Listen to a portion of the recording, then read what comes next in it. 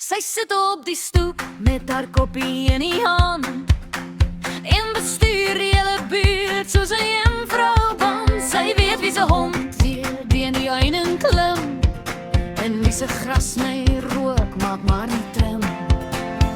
As iemand verbyloop, kry hulle 'n groet en sommer 3 vrae voordat hulle kan voet. Sy is nie nuuskierig nie, nie glad nie, o nie.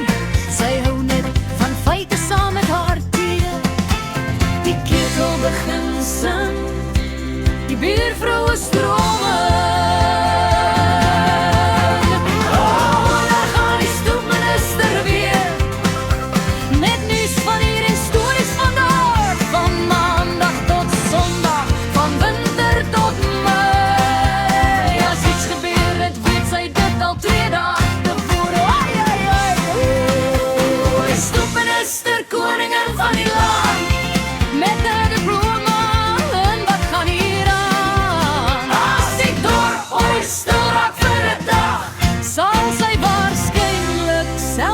Begin vir die lag.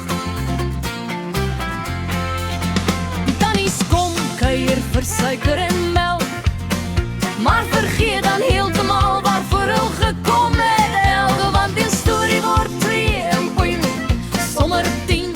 Teen son onder is daar 'n hele televisiereeks gesien. En die gehoor van niemand ooit hart, maar skielik ken almal die storie van die straat. Op die dak, die kat langs die